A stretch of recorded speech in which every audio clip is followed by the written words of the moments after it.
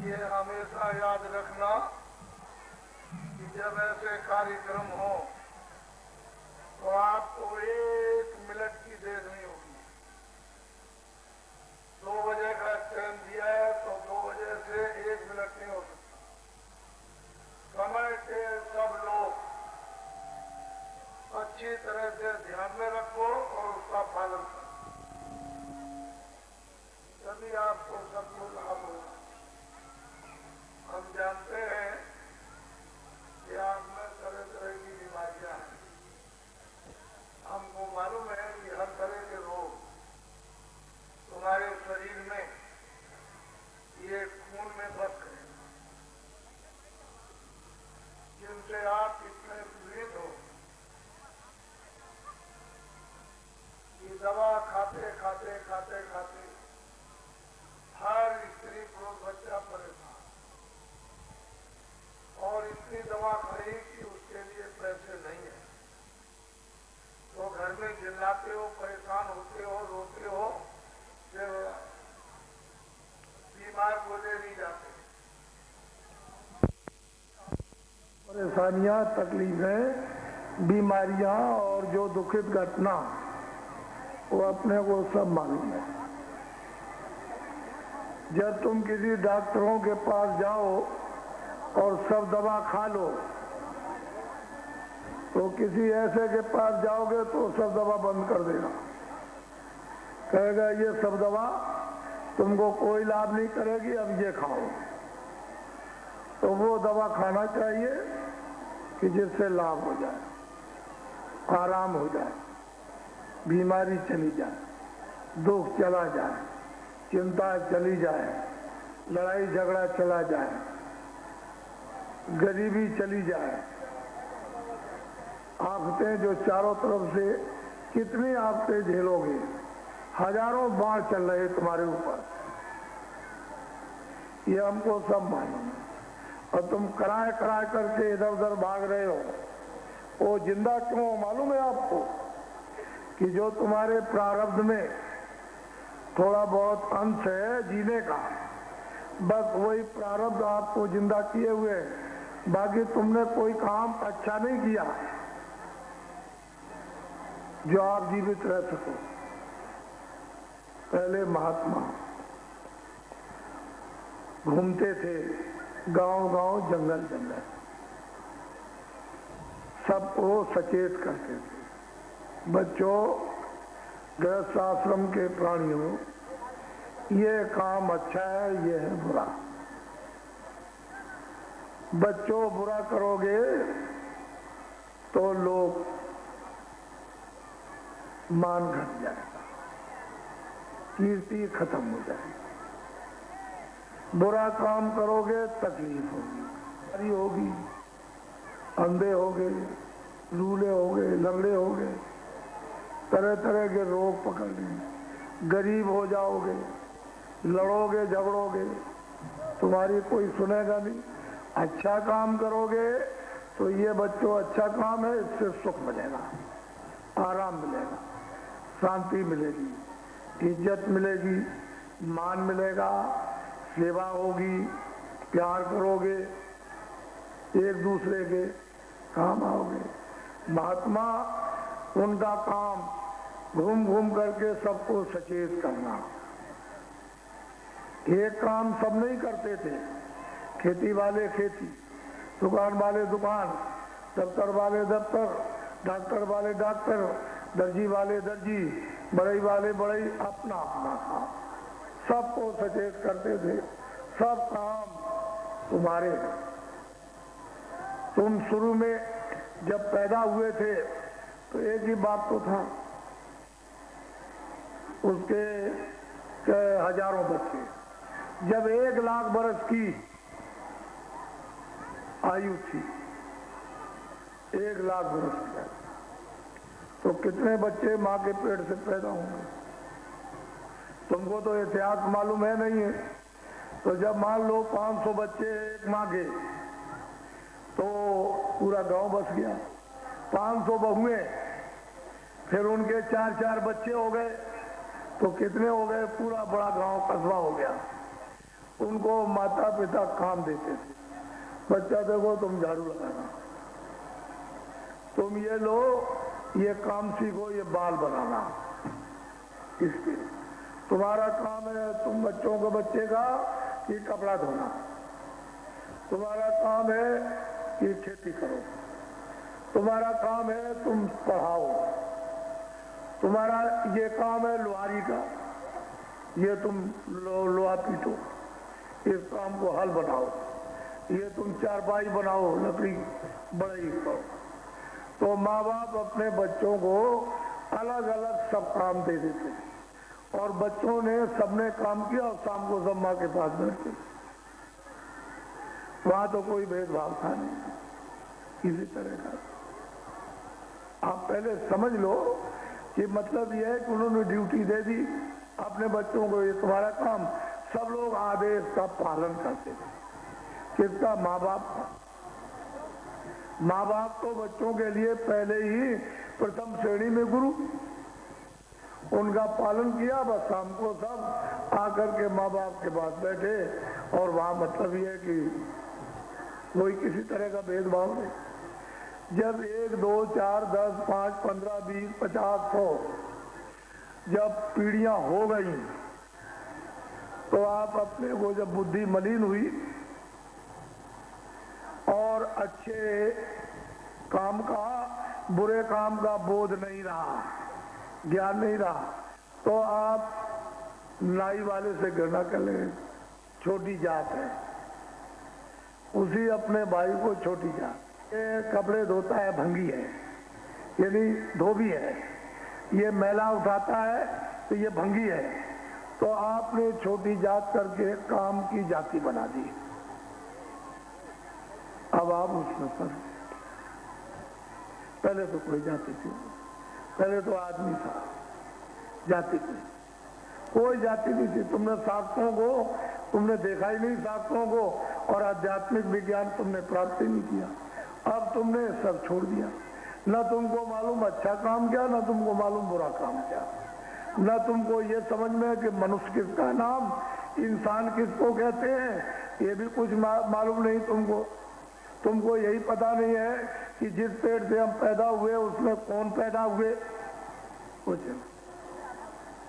ये अपनी जो आपने महात्माओं को छोड़ करके दुर्दशा कर डाली है, इसका कोई अच्छा परिणाम थोड़ी, आगे तो और भी खराब होने वाला। अभी तो आपने कुछ दुर्दशा नहीं देखी, ये तो आगे बहुत भयंकर दुर्दशा आने वाली है।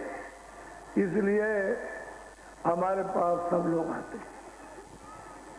हमको देखो, आप हम किसी से कोई घृणा करते, आप हमको देखिए, आप लेन में बैठे रहे, आप हमको देखिए मतलब निगाह से और सोचिए कि हम किसी से घृणा करते। जैसे डॉक्टर कोई गया, उसने देखा नब्ज पकड़ी,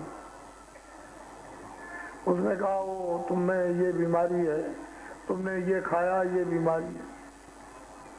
ऐसे ही जब तुम्हारे सिर पर हाथ रखते हैं तो अपने को ये पता तुरंत चल जाता ऐसे करने पर कि तुम में कितने प्रकार के कष्ट हैं और तुमने क्या क्या जघन अपराध किए, ये ऐसे हाथ रख करके मालूम हो जाता। करंट में कोई देर लगती है, ऐसे किया फट मार देगा, ऐसे किया बस सारे शरीर को एकदम से कंपायमान कर देगा, कि देर लगती है। तो तुमको तो ये मालूम नहीं है कि बाबा जी आपको छूते हैं तो कोई बात तो है इसमें, आप तो जानते नहीं, तभी तो तुम्हारी तकलीफें समझी जाएंगी। किसी को रूहों को लाभ और जीवात्माओं को कोई लाभ नहीं है। वो तो महात्मा फकीर आते हैं, उसको जगाते हैं, सिद्ध करते हैं। जब नाम का आदेश मिल जाता है तो फिर जीवों को लाभ करें। ये मेरा नाम नहीं, आप लोग बोलो जय गुरुदेव, जय गुरुदेव, जय गुरुदेव। नाम किसका? जय गुरुदेव। नाम किसका? सब लोग बोलो जय गुरुदेव। नाम किसका?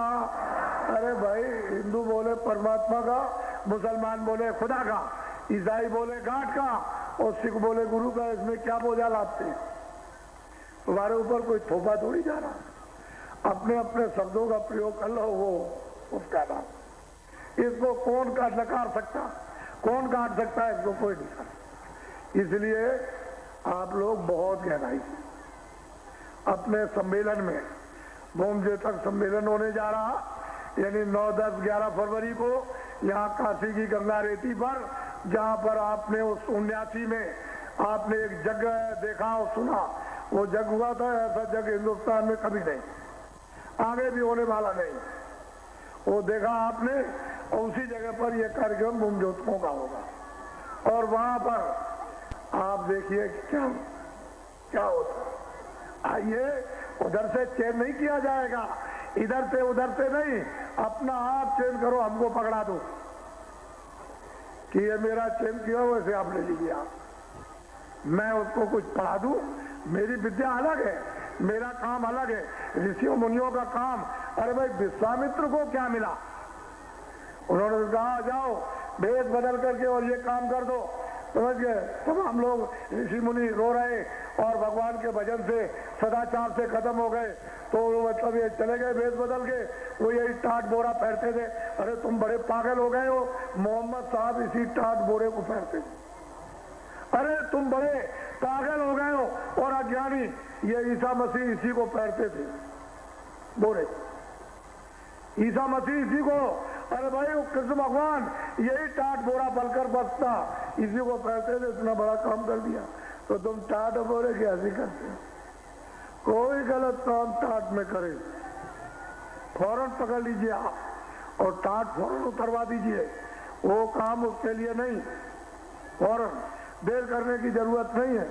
ये बोमजेतकों को इजाजत है, कोई खराब काम करे, यानी भेष बदल करके कि टाट पहन करके, मतलब ये टाट उन लोगों को नहीं पहनाया गया, तो अच्छा काम, भेष बदल, मोटा काम, सीधा सा। तो आपने तो ये समझा नहीं, विश्वामित्र ने तो कुछ लिया नहीं था, उन्होंने तो ऐसा मसाला तैयार कर दिया और तुमसे करा दिया और तुमको जगा दिया और दे दिया कि जाओ तुम मतलब धर्म की स्थापना कर दो, चरित्र की स्थापना करो, सुधार की, सबको शांति दे दो, सबको मतलब है खुशहाली दो। तो वो काम उन्होंने किया। और क्या किया था कृष्ण भगवान ने? तुम समझ लो, कितने विश्व के तमाम राक्षस वीर योद्धा इस भूमि पर नरमुंड कर दिए गए, और फिर ज्यादा बदमाशी की तो 56 करोड़ यशवंतियों का दबाया, और देखो धर्म की स्थापना फिर हो गई। आप इस समय पर जो देख रहे हो, बड़ा आनंद, तुम आदमी मारते हो, बच्चा मारते हो, स्त्री मारते हो, माँ मार देते हो, गाय मार देते हो, बैल मार देते हो, सुअर मारते हो, पशु मार देते हो, पंछी मारते हो, कीड़े मार देते हो। तुमको जरा भी मनुष्य शरीर में रह करके रहम और दया नहीं आती है कि जो भी हम किसी को मारेंगे, काटेंगे और किसी को सताएंगे, तो ये कर्म का कर्जा है। मैं ब्याज पे भी, हमारी नाक, हमारा कान, हमारा पैर, हमारा पेट, हमारा गला, वो मैं ब्याज पे काटेगा, तो ये तो अदले बदले आपको देने पड़ेंगे। कैसे छूट सकते हैं? अदला बदला देना पड़ेगा, इससे छुटकारा कैसे होगा? तो आपने मतलब कर करके सिर पर पहाड़ों की तरह से पाप का बोझा रख लिया है। इसको बिना महात्मा, बिना फकीर के, बिना आध्यात्मिक शक्तियों के इस तुम्हारे बोझे को कौन उतारेगा? तुम्हारी जीवात्मा को कौन इससे हल्का करेगा? और 4 खानों से, जन्म मरण की पीड़ा से और नरकों से कौन बचाएगा? आपने वो बात तो सुनी। इसलिए मनुष्य अनमोल, आपको यह शरीर दिया गया है और इसमें अधिकार आपको कलयुग में दे दिया कि कलयुग में सभी स्त्री पुरुष भगवान का भजन करके मुझे प्राप्त कर सकते हैं। बड़ा सुलभ है, बड़ा सीधा है, बड़ा आसान है, उसमें कोई तकलीफ नहीं किसी तरह की भी। तो ये सब लोग आए हैं, तुम अपना सौभाग्य समझो कि मैं ऐसे स्थान पर आज मैं पहुंच गया हूं। आज मेरे पुण्य की ये प्रारब्ध घड़ियां जो है टुकुर टुकुर टुकुर टुकुर चल रही है, ये नाक पे मुख से, तो आज ये अमूलक वस्तु मुझको जीवन में मिल रही।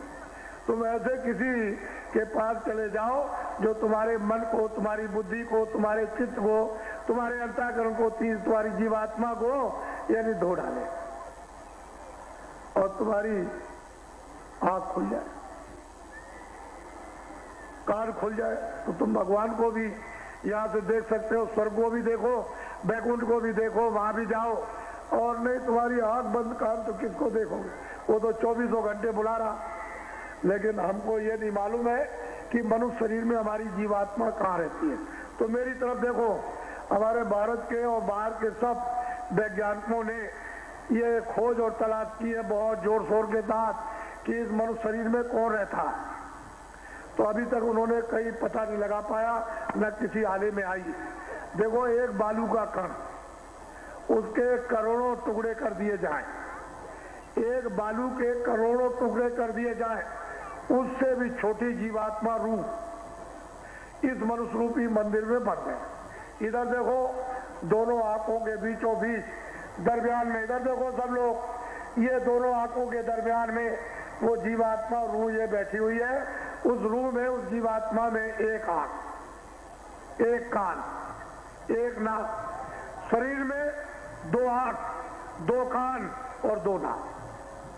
बाहर के आंख और कान नाक बाहर से काम करेंगे, और जीवात्मा का जो कुदरती आंख और कान नाक वो अंदर से काम करेगा।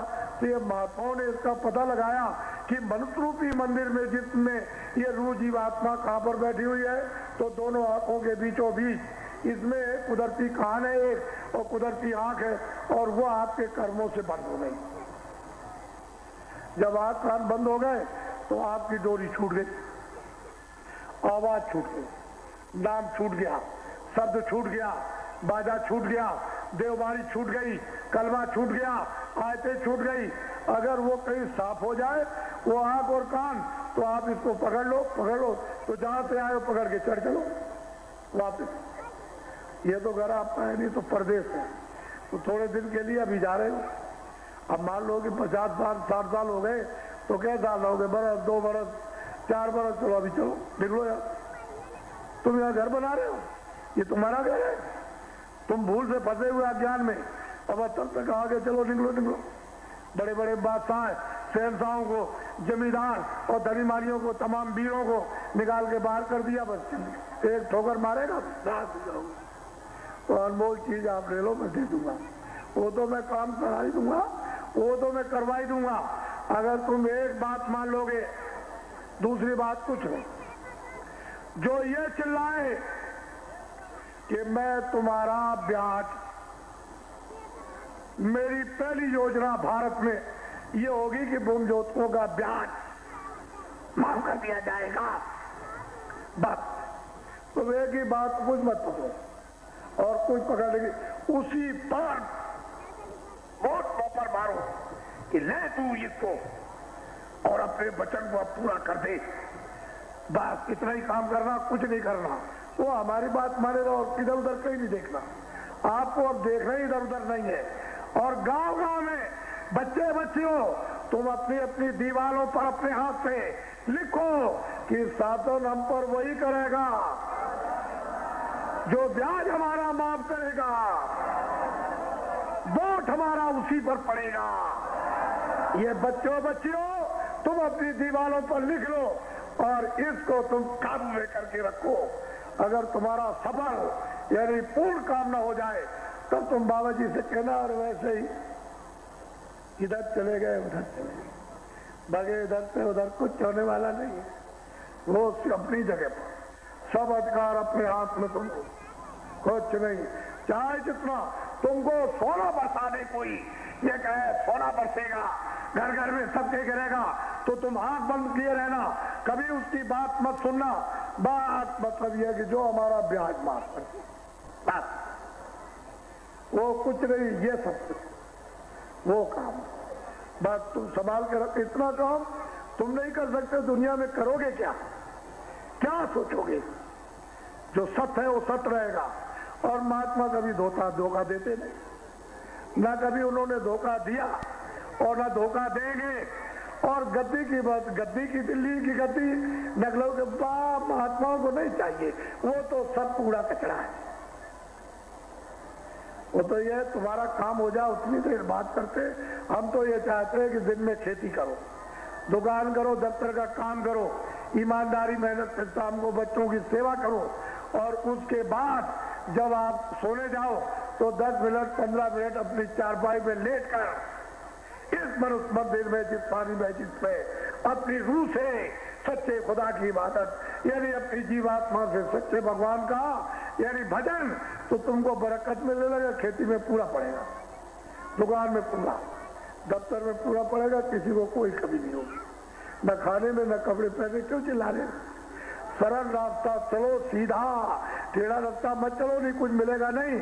सीधे रास्ते शरीर छूट गया तो बच्चों की माँ रह गई तो उसने उनको मार दिया और बस शादी कर दी, सब लोग आराम से रहने लगे। ये उनको मालूम था कि माँ के पास बहुत धन है, तो बच्चे आपस में बैठ के ये सोचने लगे कि भाई ये धन के जो इसके पास है कैसे मिले।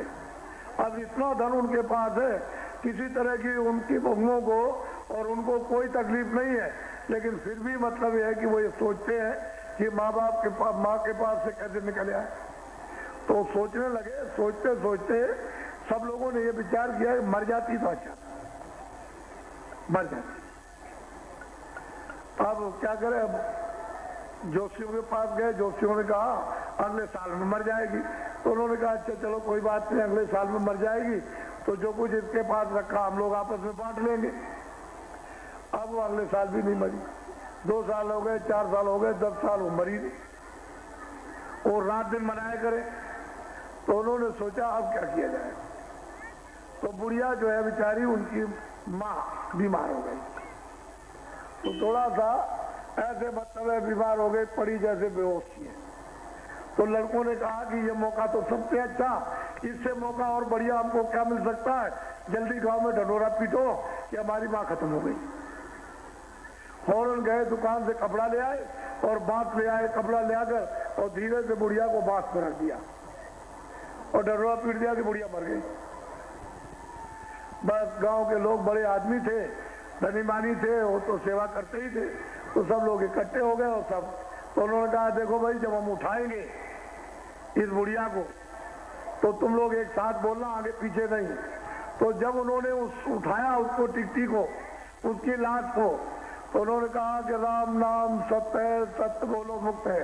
तो वो राम नाम सत्य बोले, वो कहे सत्य बोलो मुक्त है। ये जैसे ही उठाया तैसे ही बुढ़िया ने आवाज दी कि अरे लड़कों, मैं तो जिंदा हूं, तुम ये क्या कर रहे मेरे साथ। तो लड़के कहते जो बुढ़िया कहे तो सत्य है और राम नाम सत्य है, जो बुढ़िया कहे तो सच है और राम नाम सत्य है, जो बुढ़िया कहे तो सच है और राम नाम सत्य है, जो बुढ़िया कहे तो सच है और राम नाम सत्य है। और सबको बुलवा करके और ले चले। बोलते जा, बुढ़िया की आवाज तो किसी को सुनाई नहीं दी गई, वो तो लड़कों ने जान लिया कि बुढ़िया जिंदा हो गई और वहां चिता पहले करवा दी। और सब बोलते रहे कि जो बुढ़िया कहे, बुढ़िया तू सच कहती है कि मैं जिंदा हूं, मैं अभी मरी नहीं, लेकिन मेरे साथ ये क्या, जो बुढ़िया कहे तो सच है, लेकिन अब तो राम नाम सत्य है। बंदे जा करके शोर बचाकर और अपनी माँ को, बुढ़िया को चिता पर रख के जला दिया।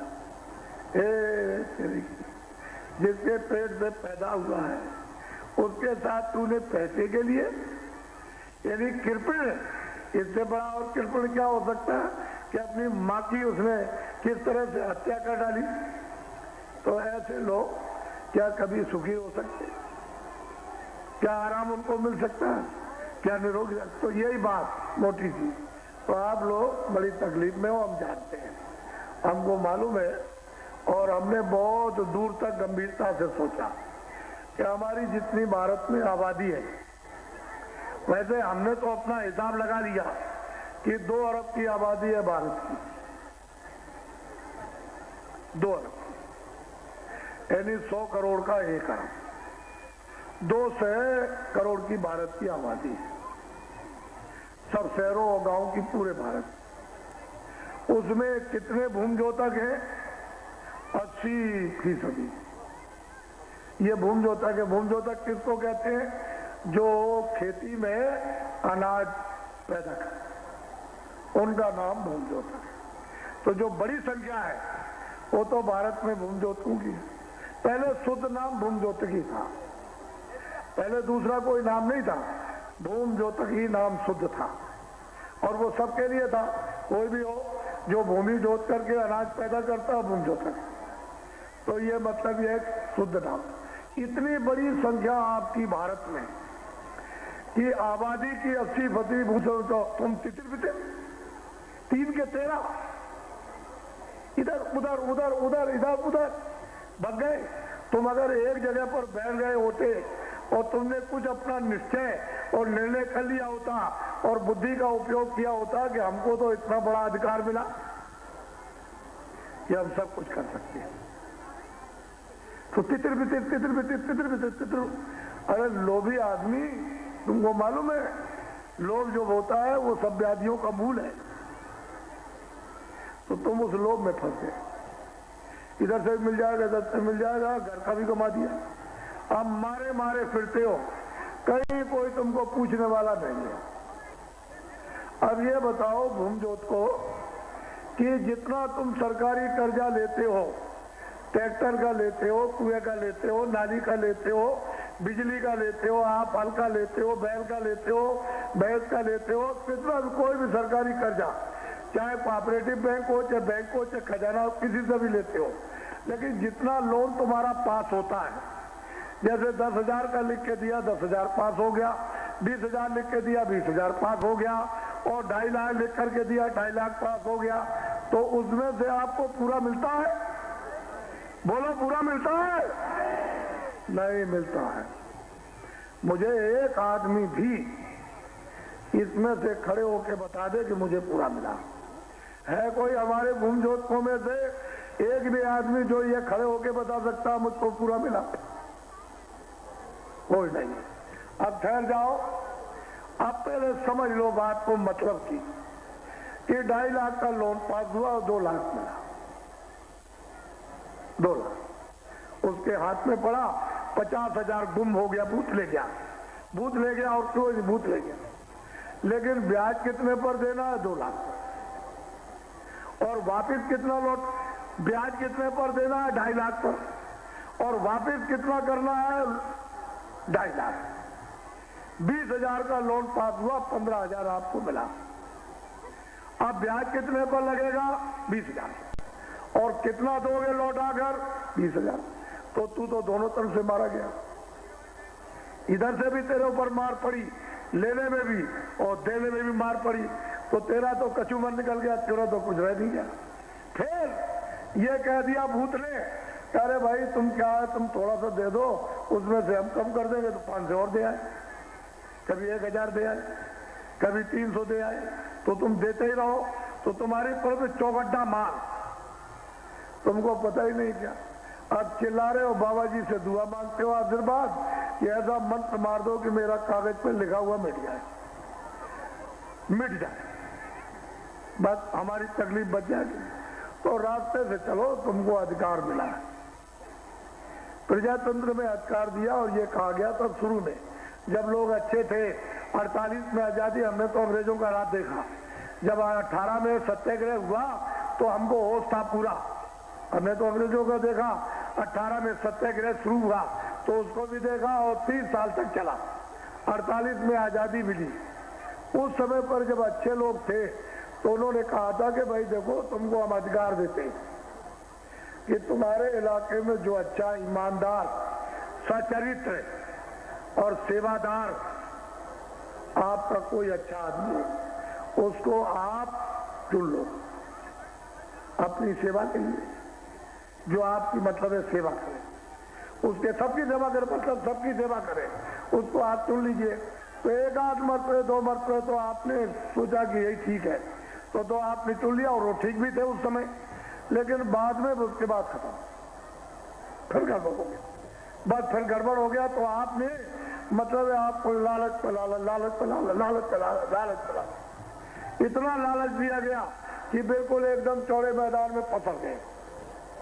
अब कुछ अपने पास बुद्धि नहीं रही तो अब तो आप लुट गए। तो इसके माने कि अधिकार आपका खत्म, उसको फेंक दिया। अरे भाई 5 साल के लिए आपको बताया था कि भाई तुम देखो अपना उपयोग करो 5 साल के लिए, तो आपने किसी को अपना चुन के भेज दिया, चाहे लखनऊ भेजो, चाहे जिले में भेज दो, और चाहे मादिली भेज दो, तो आपने भेज दिया, लेकिन फिर तो समझना चाहिए, तो आपने कुछ नहीं समझा, वो शोरगोल मचा, उसी हवा में आपने बुद्धि को अपना दे दिया, दान दे दिया, खैरात में दे दी। जब बुद्धि दे दी है तो आप क्यों गड़बड़ करते हो?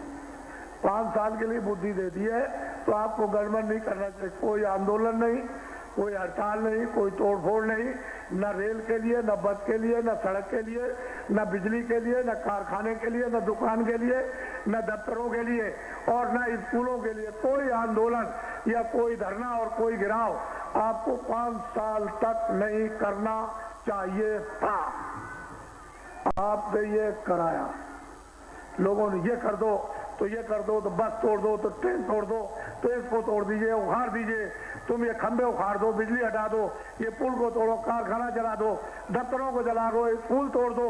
इस तरह से सबने मिलकर घमासान यानी युद्ध किया है और अपनी जितनी आमदनी थी आपके शरीर द्वारा वो सब आपने भस्म कर दी। ये हमसे सुनो, आप भस्म हो गई, कुछ नहीं रह गया देश में, भस्म हो गई। अब जब देखा कि अब आमदनी नहीं है तो ये भागे बाहर और कहा कि हमारा देश बड़ा गरीब है और जंगल और पहाड़ है बहुत गरीब और छोटी छोटी जनता रहती है बड़े गरीब, तो हमको कर्जा दे दिए। तो बाहर से कर्जा धुआंधार यानी बेशुमार, आपने पूछा भी नहीं और कर्जा ले आए। अब वो तो वो जाने कर्जा ले आए कि उसका ब्याज भी नहीं दे सकते, तो कर्जा क्या दे सकेंगे। जब ये देखा कि ये भी